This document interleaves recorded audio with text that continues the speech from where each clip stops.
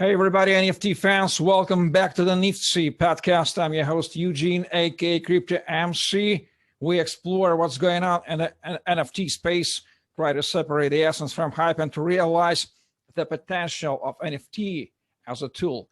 Today I'm so happy because I'm joined by Vigen Arushanyan. He's the founder of Nooor Blockchain Armenia. This is a non-profit association that aims to turn Armenia, one of the historically oldest country in the world between Caspian and Black Sea, into the next global tech hub through integrating blockchain into Armenian tech and building bridges with international communities.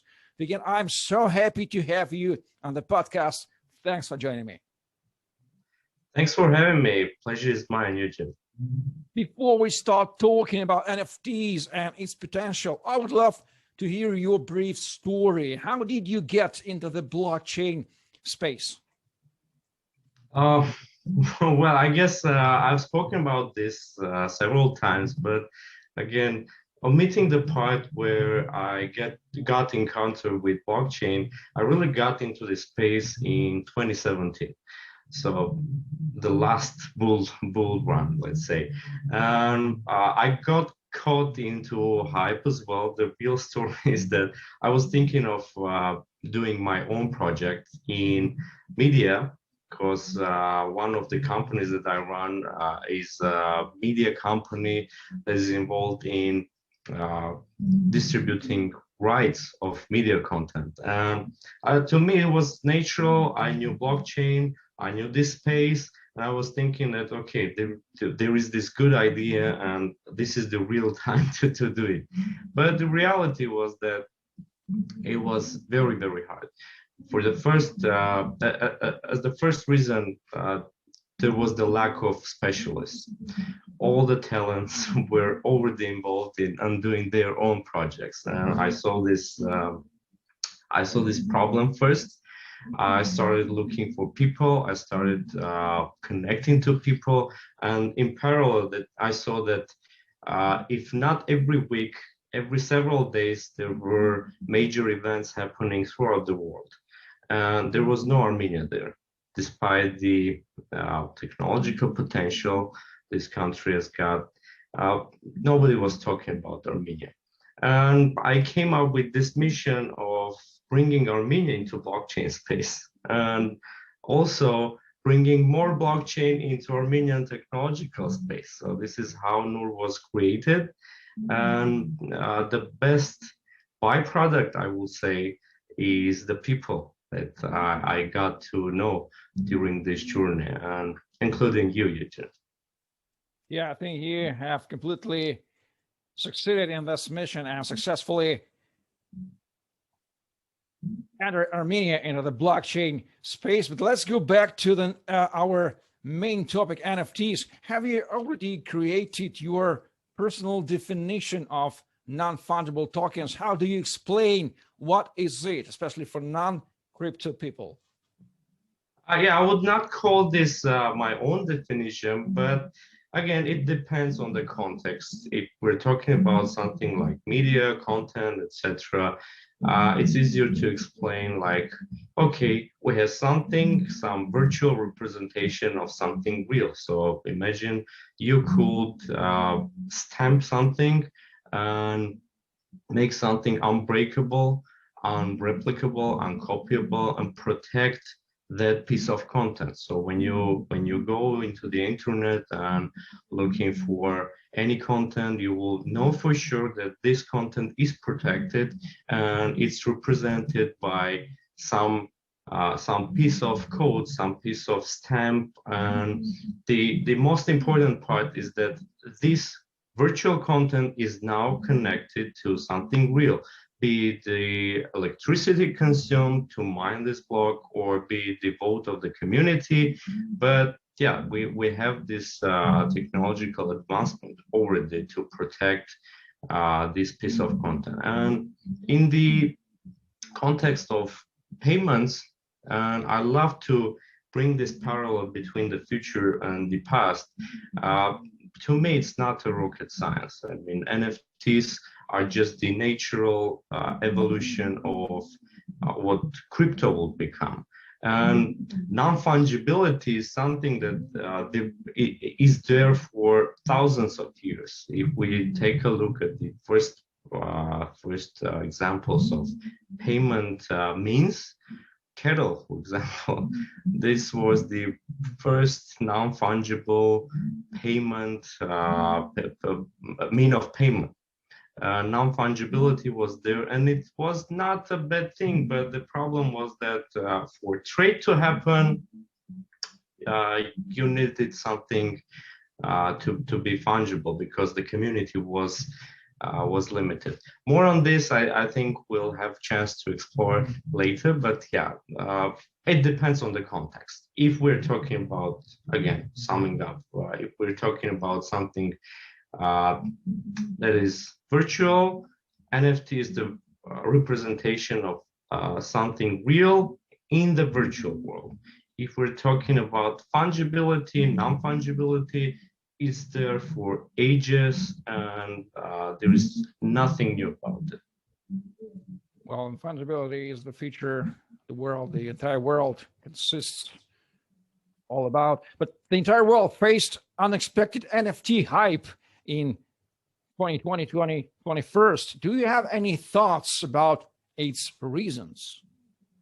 Well, again, if we take a look at the general concept of hypes, this is part of luck, part of timing, part of technological advancement, and part of market sentiment. Why not? And mix that in the right proportions, you will get the hype. And talking about particularly about the current hype, why? Because several days ago I was asked why digital art when we're talking about NFTs, because this is the most obvious, the easiest to understand use case for NFTs. It's easy for people to get, because this is something they encounter every day.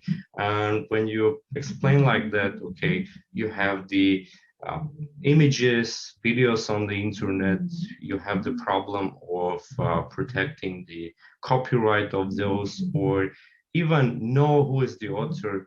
And here is the obvious solution for this. It's easier to digest. Then if we start to talk about, there is something you can rope into NFT, represent it on the blockchain, then have the oracles track the activity throughout the blockchains, different blockchains, have this all, even this NFT itself becomes something tradable. Then you have something similar to ETF, but represented with NFT. This will not make any sense to anybody out of this space. So yeah, the hype was about an obvious problem, and I think NFTs is just the natural solution to this problem of piracy, problem of copyright protection, and taking into consideration the timing, the advancement, the development of several blockchains, the functionality that they have implemented, we have what we have. Yeah, besides the hype itself, like a problem too, how would you describe the other main pains or problems of the young NFT segment today, and how should they be solved by the world crypto community? I'm not too deep into the space of NFTs, but the one of the obvious problems, if we face the hype of NFTs, the problem with hypes is that when the hype is going on and everybody is trying to get on the train, get involved in this space and make up a project that is barely enough to be regarded as NFT, for fast gains, for raising funds, for whatever reason. And on the other side, we have serious fundamental projects, years of research, years of development, and a team with long vision, let's say, and they are in the same boat. And when we have this NFT, we have the risk of a bubble coming up. When we have the risk of a bubble, when this bubble bursts, it will affect the serious projects as well, because both the retail investors, the institutional ones, will be more alert, will be more cautious, and will be less willing to part with their money when we talk about NFT projects. This is the biggest risk today to me. Okay, how do you see the potential use cases you were talking about NFTs in the future? What ways they might be used for? Well, NFTs, again, to me, it's something already natural, something that the idea is nice, but since we have already the technology in place, which allows us to track such kind of tokens, to trade these tokens, this is a nice feature to have for any kind of application, like for any kind of tokens, because NFT tokens could be fungible as well, but not the opposite. If you take any token and you just code there that, okay, if there is the case, if it's needed, you might regard them as NFTs. If not, take their value as fungible ones. So I see more spread of this technology in the future. The potential use cases, just we have discussed, starting from content economy, starting from obvious problems like copyrights, like the fair monetization of digital content, to something more advanced, more complex. Like again, if we bring parallels with between the future and the past, we'll see that we are slowly coming closer to the the simplest form of trade, because the simplest form of trade is the one that was purely peer-to-peer. The economical interaction was the simplest one, and this is something we get closer and closer, because the technology replaces all the hurdle that today's intermediaries are solving. Even money itself, when it became medium of exchange, now when we have something, if you would like to listen to a crazy vision about NFTs, even money, let's take. If we are able to represent anything in the virtual world via NFTs, and on the other hand, we have big data, we have machine learning crawling through this data, and just imagine the analogy of a small community, a small village, thousands of years ago, when people were bartering without money. The simplest type of economy, right? And now we have NFT for everything, be it physical, virtual. Now we have something that can represent it on the blockchain. And suddenly your community, your village is now a 4 billion market. So people connected to the internet, and you have the machine learning, you have the algorithms to find the perfect counterpart for you. And in this case, NFT could potentially become money itself. I mean, NFTs could be exchanged with each other. And in this case, you have some analogy of barter economy. Can you see the analogy? Totally, yes. I mean, as a proponent of Austrian economy, I guess this will be the most fair type of economical interaction. Yes.